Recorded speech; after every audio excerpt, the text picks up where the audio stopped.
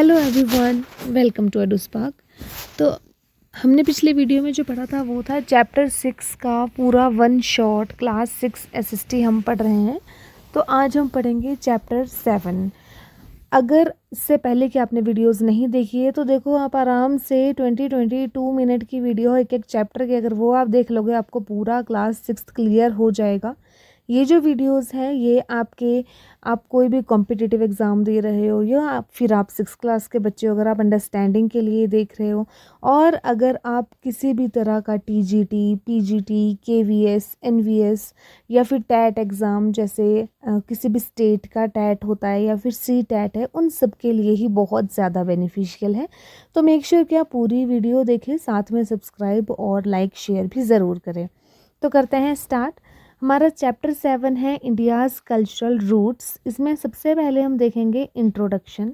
तो कल्चर होता क्या है? देखो, कल्चर एक वे ऑफ लाइफ है जो बहुत सारे ग्रुप ऑफ पीपल रहते हैं जिस तरह से, वो इसमें अपनी लैंग्वेज, अपना फूड, ड्रेस, फेस्टिवल, ये सारी चीज़ें इंक्लूड करते हैं। साथ में उनके जो कस्टम्स होते हैं, ट्रेडिशंस होते हैं, कुछ विश्वास होते हैं, कुछ आर्ट है हमारा जैसे डांस, म्यूज़िक, वैल्यूज़, वो सारा कुछ मिला के उसको हम बोलते हैं कल्चर। तो कुछ एग्जाम्पल्स की बात कर लेते हैं। जैसे हमारे कल्चर में जो हमारे एग्जाम्पल्स है, जैसे दिवाली, ईद, क्रिसमस, भरतनाट्यम, कथक, ये और इंडिया की different different languages, different different food है, वो सारे ही हमारे कल्चर से रिलेटेड है। Culture not only about festival. याद रखना कि कल्चर सिर्फ और सिर्फ फेस्टिवल ही नहीं है, बल्कि जो हम सोचते हैं, जो हम बिहेव करते हैं, हम जिस तरह से रहते हैं, वो सारा हमारे कल्चर का पार्ट होता है। अब हम देख लेते हैं नेक्स्ट है व्हाट इज़ हेरिटेज। अब हेरिटेज क्या होता है, ये वर्ड भी हमने बहुत ज़्यादा सुना होता है। तो heritage is everything we receive from our ancestors. Means जितनी भी चीज़ें हमने हमारे पूर्वजों से पाई है, वो सारी चीज़ें हेरिटेज होती है। और जो हम पास करते हैं अपने फ्यूचर जनरेशन को, ये सब कुछ हमारे हेरिटेज में आता है। अगर बात करें हेरिटेज कितनी तरह की होती है, तो हमारे पास different different type of heritage है। फर्स्ट है टेंजिबल हेरिटेज, बहुत इंपॉर्टेंट टॉपिक है।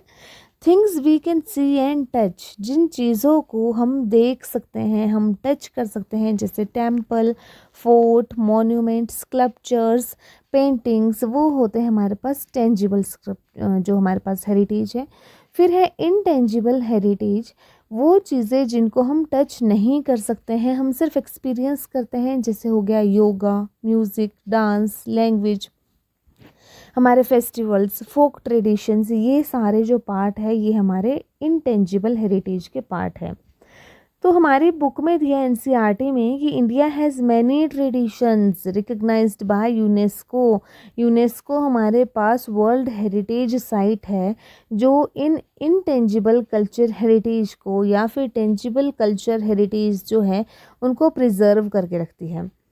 ओके, यहाँ तक हमने पढ़ लिया इसका मेजर इंट्रोडक्शन। अब हम पढ़ते हैं इसका पार्ट 2। मीन्स इस चैप्टर में क्या क्या चीज़ें हैं। तो नेक्स्ट में हम पढ़ते हैं वेदास के बारे में। हमारा जो कल्चर है, जो रूट्स है, वो वेदास से जुड़े हुए हैं। अब ये वेदास क्या है? तो ये पुराने समय में ओरल ट्रेडिशन हुआ करता था। ओरल ट्रेडिशन का मतलब होता है जब हम बोल कर अपने शब्दों को दूसरों तक पहुंचाते हैं या फिर अपने ज्ञान को बोल कर दूसरों को समझाते हैं, वो हमारा ओरल ट्रेडिशन होता है। अब उस टाइम पे ये संस्कृत लैंग्वेज में और गुरुकुल सिस्टम में सारा काम चला करता था, जहाँ पे वेदास की नॉलेज दी जाती थी। जो वेदास है वो फाउंडेशन है हमारे एंशियंट इंडियन नॉलेज का। Vedas are the oldest sacred text of India and among the oldest surviving books in the world. जो हमारे वेदास हैं ये बहुत ही पुराने हैं। सेक्रेड मतलब पवित्र है। हमारे जो ओल्डेस्ट सर्वाइविंग बुक है हमारे पूरे वर्ल्ड में वो है वेदास। इनसे पुरानी कोई भी बुक नहीं है। अब इन वेदास में क्या क्या चीज़ें हैं?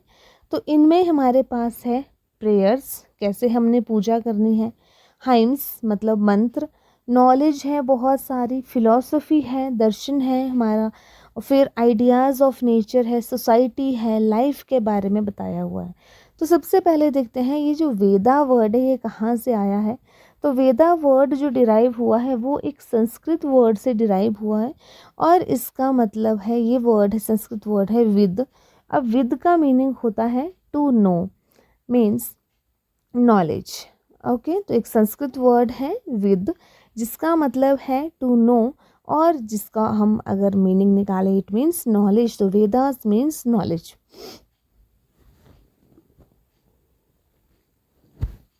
The Vedas form the foundation of Indian culture and have influenced religions. अब वेदा में बहुत सारी चीज़ें आती है जैसे education, literature, music, science, philosophy, तो इन सब के बारे में इसमें लिखा गया है।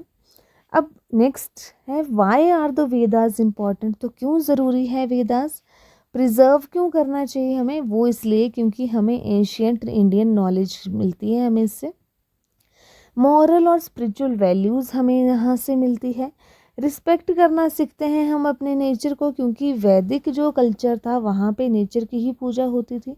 एनकरेज करते हैं अपनी लर्निंग और थिंकिंग को, और ब्यूटीफुल हाइम्स एंड प्रेयर के लिए भी हमें अपने वेदास को प्रिजर्व करके रखना चाहिए। ठीक है, अब क्या बोला है आगे कि Vedas are not only religious book but also contain knowledge about daily life, जैसे society, health, mathematics, astronomy, philosophy, ये सारी चीज़ें इसमें दी थी। ऐसा नहीं है कि ये सिर्फ रिलीजियस बुक्स हैं। अब पढ़ लेते हैं वेदास कितने हैं, कौन कौन से वेदास हैं। तो फर्स्ट जो वेदा लिखा गया था वो था ऋग वेदा, जिसको हम ओल्डेस्ट वेदा भी बोलते हैं। इसमें बहुत सारे मंत्र है, हाइम्स मीन्स मंत्र, प्रेयर है जिसकी हेल्प से हम पीस और प्रोस्पेरिटी फैला सकते हैं। ठीक है ना, इसमें हमें डिस्क्रिप्शंस मिलते हैं, उल्लेख मिलते हैं नदियों के, हमारी प्रकृति के और हमारी अर्ली सोसाइटी के। अगर हम बात करें इसकी तो इट कंटेन्स ओवर 1000 हाइम्स, है ना। और ये जो अरेंज किया गया है वो 10 मंडल्स, मंडल्स मतलब बुक्स, 10 मंडल्स में जो है वो वेदास को वो अरेंज करके रखा हुआ है। तो फर्स्ट वेदा हमने पढ़ लिया ऋग्वेदा। नेक्स्ट वेदा जो है वो है साम वेदा। तो साम वेदा का मतलब होता है वेदा ऑफ म्यूजिक। इसमें क्या क्या इंक्लूड है, तो इसमें कुछ मंत्र है रिलीजियस सेरेमनीज़ के और म्यूज़िकल नोट्स है चैंटिंग ट्रेडिशन के। तो बहुत सारे स्कॉलर्स का मानना है कि इंडिया का जो क्लासिकल म्यूज़िक है वो यहीं इसके रूट्स जो है ना वो सामवेदा है, मतलब वो सामवेदा से ही लिया गया है। थर्ड हमारा वेदा है यजुर्वेदा। जो यजुर्वेदा का एग्जाम्पल है वो मतलब इसमें है रिलीजियस रिचुअल्स, जो हमारे रीति रिवाज है वो है इसमें, और जो हमारे पुराने या फिर हमारे रीति रिवाज सेरेमनीज़ होती है, यज्ञ होते हैं, सेक्रीफाइसेस होती है, हमारे अपने पुजारियों की क्या क्या ड्यूटीज़ होती है प्रीस्ट की, है ना, वो उन सबको गाइड करने का रिचुअल्स जो करेक्टली कैसे करने हैं, कौन सा रीति रिवाज किस तरह से करना है, वो सारी नॉलेज हमें यजुर्वेदा में मिलती है। फिर नेक्स्ट है अथर्ववेदा। तो जो फोर्थ हमारा वेदा है अथर्ववेदा, ये डील करता है डेली लाइफ से। इसमें हमारे हेल्थ, हमारी मेडिसिन, हमारे family life, agriculture, peace, well being और हमारे पास जो ब्लैक मैजिक टाइप वो सारी चीज़ें हैं वो अथर्ववेदा में दी गई हैं। ठीक है, अब हमने ये चीज़ें पढ़ ली है कि क्या क्या चीज़ें हैं। 4 हमारे पास वेदास है। ठीक है, ऋग्वेदा में हमें हाइम्स, प्रेयर, सामवेदा में म्यूजिक और सिंगिंग, यजुर्वेदा में रिचुअल्स और सेक्रीफाइसेस, अथर्ववेदा में daily life, medicine, practical etcetera वो सारी नॉलेज दे रखी है। अब नेक्स्ट है द ओरल ट्रेडिशन। अब ओरल ट्रेडिशन का मतलब होता है एंशियंट इंडिया, वो समय का पुराना इंडिया जहाँ पे बुक्स नहीं बनी थी। हम जो नॉलेज देते थे, अब अगर किसी को भी नॉलेज दे रहे हैं तो वो in the form of oral, मतलब हम बोल के ही देते थे, बोल कर ही एक दूसरे को नॉलेज पास किया करते थे। इवन टीचर और स्टूडेंट के बीच में भी ओरल ट्रेडिशन ही चलता था। ये जो मेथड था इसको ओरल ट्रेडिशन मेथड बोला जाता था, जिसमें स्टूडेंट को मेमोराइज करना होता था और बार बार वो चीज़ें वो रिपीट करते रहते थे। जैसे वेदास है, अब आप खुद ही सोचो कि हमने जब बहुत बचपन में कुछ चीज़ें पढ़ाई जाती थी, है ना, जैसे हमारा जो बचपन होता था या आज के टाइम पे भी हम क्या करते हैं, टेबल्स बच्चों को मेमोराइज कराते हैं। 2 1s are 2, 2 2s are 4, इस तरह से पढ़ाते हैं ना, 2 3s are 6, तो ये क्या है, बच्चों को अभी कंसेप्ट क्लियर नहीं करवाते हैं हम डायरेक्टली क्या बोलते हैं, मेमोराइज कराते हैं बच्चों को, और वो भी रोट मेमोराइजेशन मीन्स रिपीट करते रहेंगे, 2 का टेबल 10 टाइम 20 टाइम 40 टाइम बुलवाएंगे तो वो मतलब ऑटोमेटिकली लर्न होना स्टार्ट हो जाता है। तो सेम वैसे ही उस टाइम पे गुरुकुल हुआ करते थे, पाठशालाएँ होती थी, तो वहाँ पे वैदिक लिटरेचर पढ़ाया जाता था, तो वो ओरली बोला जाता था और in the form of poems and song, तो वो जल्दी लर्न करना इजी होता था। जैसे हम राइम्स लर्न करवाते हैं ना, ट्विंकल ट्विंकल लिटिल स्टार, तो वो बचपन की चीज़ें अभी तक याद रहती है। तो वो क्यों याद रहती है, क्योंकि वो हमने मेमोराइज की है, कहीं ना कहीं हमारे माइंड में इस तरह से रिपीटिंग मेमोराइजेशन रहती है। दैट्स वाई कि ये ओरल ट्रेडिशन कामयाब होता था उस टाइम पे। Why was oral tradition important is helped, ये हमें हेल्प करता था नॉलेज को एक्यूरेटली प्रिजर्व करने में। अब सोचो आपने कोई बुक लिखी, कुछ टाइम के बाद वो बुक फट गई, उसका पेज कोई चला गया, अब तो वो नॉलेज वेस्ट है। बट अगर कोई चीज़ आपने माइंड में रखी है, इट मीन्स वो अब प्रिजर्व हो चुकी है, वो आप नहीं भूलोगे। हमारी मेमोरी को भी शार्प करता था। बोलते हैं ना कि जितना ज़्यादा आप अपने मेमोरी पे काम करोगे, जितना ज़्यादा आप पढ़ोगे, आप इसका यूज़ करोगे माइंड का, वो उतना ज़्यादा शार्प होता है। तो मेमोरी को इम्प्रूव करता था, प्रोनंसिएशन को भी हमारे करेक्ट करता था, इवन पास करता था नॉलेज को one generation to another. Even today some Vedic school continue this tradition, आज के टाइम पे भी बहुत सारे वैदिक स्कूल्स ऐसे हैं जहाँ पे ये ट्रेडिशन फॉलो होता है। Okay, Ancient India scholars developed special method of recitation to ensure that not even a single word or sound of the Vedas changed over time. Okay, अब पुराने समय में इस चीज़ पे प्रॉपरली ध्यान रखा जाता था कि जितना भी हम बच्चों को पढ़ा रहे हैं, सिखा रहे हैं, तो वो चेंज ना करे, किसी भी मीनिंग को, वर्ड को चेंज ना करे, ताकि जिस तरह से बेसिक नॉलेज है, स्टार्टिंग की नॉलेज है, वैसे ही वो generation to generation passed away होता रहे। ओके, अब नेक्स्ट बात करते हैं संस्कृत का। हमने देखा कि संस्कृत लैंग्वेज है, इट मीन्स हमारा जो लैंग्वेज था यहाँ पे वैदिक लिटरेचर का, वो सारा ही संस्कृत लैंग्वेज में लिखा गया है, और ये वर्ल्ड की one of the oldest language है संस्कृत। संस्कृत जो है is known for clear grammar, यहाँ इसमें बहुत ही क्लियर ग्रामर था, फिर रिच वोकेबलरी थी इसमें, ब्यूटीफुल लिटरेचर इसमें लिखा गया है, साइंटिफिक जितने भी सेंटेंसेस, जितना भी काम हुआ है पुराना एशियंट टाइम पे, वो मैक्सिमम इंडियन वर्क जो है वो संस्कृत लैंग्वेज में ही हुआ है। अब आप देख रहे हो कि आज के टाइम पे 9th 10th को दोबारा से संस्कृत लगाई जा रही है सीबीएसई स्कूल्स में, वो भी इसी रीज़न की वजह से, क्योंकि हमारे कल्चरल रूट्स जुड़े हैं इस लैंग्वेज से ना। अब है इम्पॉर्टेंस ऑफ संस्कृत। अब संस्कृत हेल्प करती है प्रिजर्व करने में रिलीजियस टेक्स्ट को, लिटरेचर को, साइंस को, मैथमेटिक्स को, एस्ट्रोनॉमी, मेडिसिन, फिलोसफी। तो ये सारी बुक्स जो भी हैं, जो भी इंडिया में बनी है, वो मैक्सिमम संस्कृत लैंग्वेज में ही बनी है। Many famous ancient books such as the Ramayana, Mahabharata, Bhagavad Gita, ये सारी बुक्स जो है वो संस्कृत में ही लिखी गई है। The Gurukul system of education, अब देखते हैं कि पुराने समय में किस तरह की एजुकेशन थी।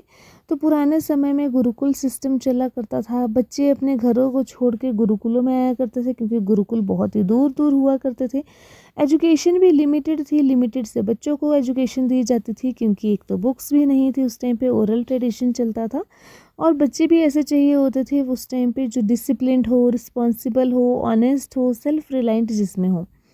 लाइफ कैसी होती थी गुरुकुल की, तो गुरुकुल में स्टूडेंट्स रहते थे अपने गुरुओं के साथ, जो सुबह जल्दी उठते थे, प्रे करते थे साथ में, स्टडी किया करते थे साथ में, डेली वर्क करते थे, फायरवुड कलेक्ट करते थे, है ना, एनिमल्स की टेक केयर करते थे, वो प्रैक्टिस करते थे डिसिप्लिन और रिस्पेक्ट को। तो इस तरह की लाइफ उनकी हुआ करती थी।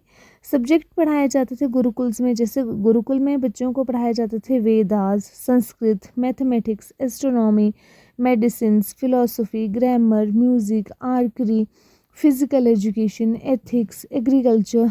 ओके, तो एजुकेशन ओवरऑल एम होता था डेवलपमेंट ऑफ द चाइल्ड का। तो ऐसा नहीं है कि आज के टाइम पे ही हम सारी चीज़ें पढ़ते हैं, एशियन टाइम में भी ये सारी चीज़ें पढ़ी जाती थी, बस वे थोड़ा अलग था हमारे पढ़ने का और उस टाइम के पढ़ने में। अब है एजुकेशन एम ओवरऑल। ओके, अब है गुरु शिष्य रिलेशनशिप। कैसा होता था गुरु शिष्य रिलेशनशिप, तो मतलब गुरु से बड़ा तो किसी और को माना नहीं जाता था। गुरु होता था टीचर और शिष्य होता है स्टूडेंट। तो उस तरह बेस पे जैसे respect, trust, discipline, love, dedication, responsibility, ये दोनों के बिहाफ पे होती थी, है ना, गुरु और स्टूडेंट। और गुरु जो है वो स्टूडेंट का ना सिर्फ गाइड होता था, बल्कि वो मीनिंगफुल लाइफ और गुड लाइफ जीने में भी उसमें बहुत ज़्यादा हेल्प करता था, क्योंकि बोर्डिंग सिस्टम था उस टाइम पे, जिसको हम आज के टाइम पे बोर्डिंग सिस्टम बोलते हैं, उस तरह का सिस्टम वहाँ पे था। अब नेक्स्ट है value thought in ancient education. तो उस टाइम पे वैल्यूज थी जैसे truthfulness, honesty, kindness, respect for elders, love for natures, service to others, self control, hard work. तो इस तरह के उस समय का लाइफ उस समय की काफ़ी हार्ड वर्किंग भरी हुआ करती थी। अब है लाइफ लॉन्ग लर्निंग। तो ये जो वैल्यूज़ थी ये कंटिन्यू होती थी बच्चे की इंडियन सोसाइटी में, आज के टाइम पे भी कंटिन्यू होती है यही सारी जितनी भी ये लर्निंग थी, है ना। अब है नालंदा यूनिवर्सिटी। तो नालंदा यूनिवर्सिटी के बारे में पढ़ लेते हैं। One of the world's oldest university जो है वो है नालंदा यूनिवर्सिटी। फिर नेक्स्ट है तक्षशिला यूनिवर्सिटी। तो ऐसा नहीं है आज के टाइम में ही यूनिवर्सिटीज़ है, पुराने समय में भी हमारे पास बहुत ही अच्छी अच्छी यूनिवर्सिटीज़ हुआ करती थी।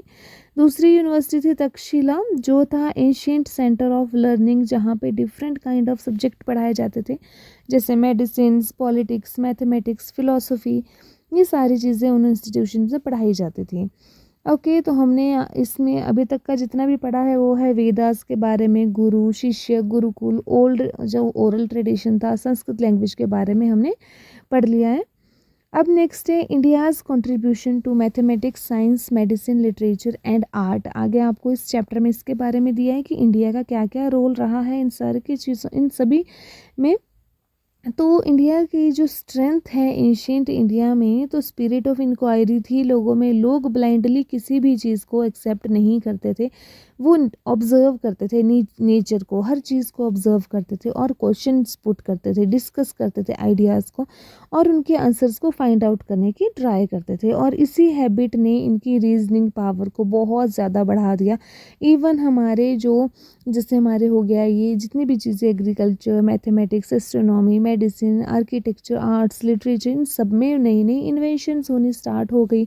India made remarkable contribution to mathematics, जैसे कि हम बोलते हैं द डिस्कवरी ऑफ ज़ीरो। तो हमारे इंडिया मतलब इंडियाज़ की ग्रेटेस्ट कंट्रीब्यूशन ये थी कि कंसेप्ट ऑफ ज़ीरो वो लेकर आया। अब सोचो कैलकुलेशन पहले बहुत ही बड़ी बड़ी होती थी, ज़ीरो के बना ज़ीरो जिस टाइम पे नहीं था, तो जब से ज़ीरो की इन्वेंशन हो गई उसके बाद से कैलकुलेशन करना बहुत ही ईजी हो गया था। किसी भी तरह की कैलकुलेशन हो, वो एडिशन, सब्ट्रैक्शन, मल्टीप्लिकेशन, डिवीज़न, तो ज़ीरो की हेल्प से बहुत ही बड़े बड़े नंबर्स की कैलकुलेशन करना बहुत ही ईजी हो गया था, है ना। Computer, mobile phone, banking, modern science, ये सारे ही सोचो अगर ज़ीरो नहीं होता तो ये एग्जिस्ट ही ना करते, या फिर कोडिंग वगैरह बहुत ही टफ हो जाती। फिर है डेसिमल सिस्टम। तो जैसे बेस जो 10 पे बेस है हमारा डेसिमल सिस्टम, तो वो भी हमारे इंडिया में ही फॉर्म किया गया था। अब इससे कैलकुलेशन करना इजी हो गया था, है ना। फिर नेक्स्ट है आर्यभट्ट के बारे में दिया है कि इंडिया का जो मैथमेटिशियन है बहुत ही इम्पॉर्टेंट, वो है आर्यभट्ट, है ना, जो मैथमेटिशियन और एस्ट्रोनॉमर था। तो उन्होंने बहुत सारा जैसे पाई का फॉर्मूला इन्होंने दिया, है ना। आजकल के हम सभी ने पाई पढ़ रखा है, तो वो सारी चीज़ें आर्यभट्ट ने दी थी। तो ये एशियंट टाइम से ही, और आप देखोगे जितने भी सब्जेक्ट हैं ना ये एक दूसरे से इंटरलिंक होता है। ऐसा नहीं है एसएसटी पढ़ रहे हो तो आपको मतलब इसमें साइंस के कंसेप्ट, इंग्लिश, हिंदी, हर चीज़ के बारे में, है ना, मैथमेटिक्स के बारे में, एग्रीकल्चर, हर चीज़ के बारे में हम इसमें भी पढ़ते हैं। एस्ट्रोनॉमी के बारे में जैसे स्टार, प्लैनेट, मून, सन, स्काई, तो इसके बारे में नई नई इन्वेंशन उस समय पे होने लगी थी। फिर कैलेंडर वगैरह बनने लग गए, जैसे सीज़न, फार्मिंग एक्टिविटीज़, हमारे फेस्टिवल्स के बारे में, इनकी डेट्स डिसाइड होने लगी। तो ये सारे काम एशिया, अब सोचो अब तो हमारे पास कैलेंडर बनाया है, वो भी तो लोग थे ना जिन्होंने इसे पहली बार इन्वेंट किया, पहली बार बनाया। तो ये सारा काम हमारे वैदिक कल्चर के टाइम पे, वैदिक एज के टाइम पे हो रहा था। Concept of day and night, solar and lunar eclipse, जो ये ग्रहण लगते हैं ना, मूवमेंट ऑफ जो हेवनली बॉडीज़ है प्लैनेट से कैसे घूमते हैं, सीज़न कैसे चेंज होते हैं, है ना, और जितनी भी हमारी एक्टिविटीज़ है उनको ऑब्जर्व करना अच्छे से इन्होंने स्टार्ट कर दिया था। तो ये सारी चीज़ें मेडिसिन्स में, आयुर्वेदा में, अब देखो the ancient Indian system of medicine कैसा था, तो जिसको बोलते हैं हम आयुर्वेदा, जो मेडिसिन वर्ल्ड में ओल्डेस्ट सिस्टम है। आयुर्वेदा का मीनिंग होता है, जैसे आयुर मीन्स लाइफ और वेदा मीन्स नॉलेज। जब हम लाइफ के बारे में नॉलेज लेना स्टार्ट करते हैं उसको बोलते हैं हम आयुर्वेदा। इसका जो मेन कंसेप्ट है वो है गुड हेल्थ को बैलेंस्ड फूड के साथ बेटर, मतलब पहले से ही अपनी लाइफ को या अपनी हेल्थ को बचा के रखना, ताकि आपको बहुत ज़्यादा दवाइयाँ या किसी भी तरह की बीमारी ना हो, क्योंकि नेचर हमें बहुत सारी दवाइयाँ या फिर प्रिवेंट्स पहले से ही, मेडिसिन पहले से ही दे के रखता है, बस हमें वो खोजनी पड़ती है। जैसे हमारे एंसेस्टर्स ने या इंडिया के लोगों ने एशियन टाइम पे plants, herbs, roots, flowers, natural minerals की हेल्प से बहुत सारी दवाइयाँ बनाई। ऐसा ही एक पर्सन का नाम है चरका, है ना। जो चरक है वो बहुत ही फेमस फिजिशियन थे, जिन्होंने लिखा है चरक संहिता, बहुत इंपॉर्टेंट है। चरक संहिता लिखी है चरक ने। तो इन्होंने आयुर्वेदिक के बारे में पूरी स्टडी की और इसके बारे में बताया, disease, medicine, healthy living, food habit, hygiene के बारे में बताया। एक और पर्सन है सौराष्ट्र, तो इनको बोला जाता है फादर ऑफ सर्जरी, है ना, जिन्होंने बुक लिखी थी सौराष्ट्र संहिता। देखो आजकल भी सर्जरी होती है, लोगों की सर्जरी ऑपरेशंस वगैरह होता है, तो इसके फादर कौन है, वो है सौराष्ट्र। ठीक है, आज भी इनके वर्क को बहुत ज़्यादा रिस्पेक्ट मिलती है। अब है इंडियन आर्ट एंड कल्चर के बारे में। जैसे इंडिया में बहुत सारे आर्ट और कल्चर हैं, जैसे music, dance, painting, sculpture, architecture, handicrafts, ये सारी चीज़ें जिनमें बहुत ज़्यादा क्रिएटिविटी होती है। बात करते हैं अगर म्यूज़िक की, तो म्यूज़िक जो है बहुत इंपॉर्टेंट पार्ट है हमारे इंडियन कल्चर का। अब वो भले ही pray, festival, celebration, story telling, हर जगह पे ही जो है इसका यूज़ होता है, और ये साम वेदा के साथ कनेक्टेड है कहीं ना कहीं। अब है डांस, तो डांस भी कल्चरल ट्रेडिशन का एक पार्ट है। हमारे पास different type of different kinds of dance होते हैं, जैसे हमारे पास क्लासिकल है, फिर हमारे पास फोक होता है, और भी डिफरेंट काइंड के होते हैं। तो म्यूज़िक, राइम, स्टोरी टेलिंग में इन सब का यूज़ होता है ना। भरतनाट्यम, कथक, उड़ीसी, कुचिपुड़ी, कथकली, मणिपुरी, ये हमारे पास कुछ हमारे ट्रेडिशनल डांस है, कल्चरल डांस है। अब अगर पेंटिंग की बात करें, तो अगर हम देखते हैं कि पेंटिंग ऐसा नहीं है नया नया कंसेप्ट है, बहुत ही पुराने समय से हमारे अजंता केव्स जो है, फिर टेम्पल्स है, फोक पेंटिंग्स है, बहुत सारी बनी हैं, जिससे हमें daily life, nature, religious story, Kings, queen और एनिमल के बारे में पता चलता है। इसके साथ आर्ट में आता है हमारे स्कल्पचर, जो मूर्ति कला होती है ना, जो स्टोन, मेटल, वुड की बना करती थी उस टाइम पे। फिर है आर्किटेक्चर, तो इंडिया का आर्किटेक्चर जो हमें देखने को मिलता है, हमारे टेम्पल, स्तूपा, मोनेस्ट्री, पैलेस, ठीक है, step wells, rock cut caves, इन सब में हमें अपना आर्किटेक्चर देखने को मिलता है, जिनमें हमें पता चलता है कि हमारे पास इंजीनियरिंग बहुत अच्छी थी, डिज़ाइन ज्योमेट्रिकल भी थे और नॉन ज्योमेट्रिकल भी थे।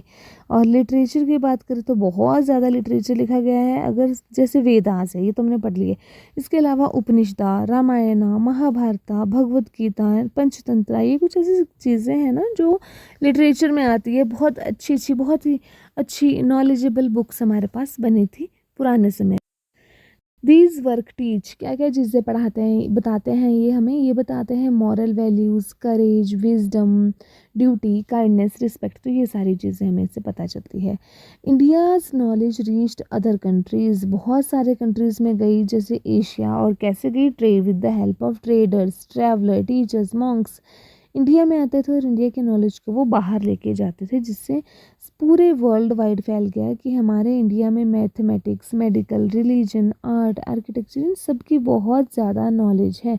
ओके, और ये जो सिंबल है ना 0 to 9 called Hindu Arabic numerical, ये याद रखना, 0 to 9 जो सिंबल है वो क्या बोला जाता है, हिंदू अरेबिक न्यूमरल्स। ओके, जो इंडिया से ही ओरिजिनेट हुए थे। ज़ीरो का ओरिजिन हमने किया, एस्ट्रोनॉमी, आयुर्वेदा, तो ये सारी चीज़ें हम पढ़ चुके हैं, चरक, सौराष्ट्र। ओके, अब है आर्किटेक्चर के बारे में हमने पढ़ लिया, अच्छा ये भी हम पढ़ चुके हैं, आयुर्वेदा, इन सब के बारे में। अब है philosophy, value, unity in diversity and living heritage के बारे में। तो द आइडिया ऑफ धर्मा, अब हम पढ़ते हैं कि धर्म क्या है। देखो, धर्म did not simply mean religion, इसका मतलब सिर्फ रिलीजन नहीं है, बल्कि इसका मतलब है right thing and fulfilling once duty honestly, कि जो भी आप काम करो अच्छे से करो, और जो आपकी ड्यूटी है वो पूरी ईमानदारी से करो, उसको बोलते हैं हम धर्म का रास्ता अपनाना। जिसमें कुछ चीज़ें होती है, speak the truth, be honest and fair, help करो अदर्स की, रिस्पेक्ट करो अपने पेरेंट्स, टीचर्स और एल्डर्स की, जो आज के टाइम में बहुत ही कम हो चुकी है, बट ये सारी चीज़ें हमें करनी चाहिए, है ना। इसके अलावा और चीज़ें हैं।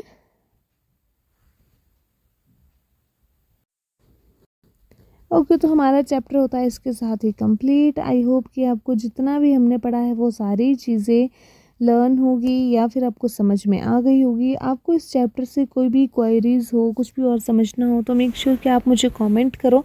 दैट्स वाई कि मैं आपके जितने भी डाउट्स हैं उन सबको क्लियर कर सकूं। और मेरी वीडियो देखने के लिए थैंक यू।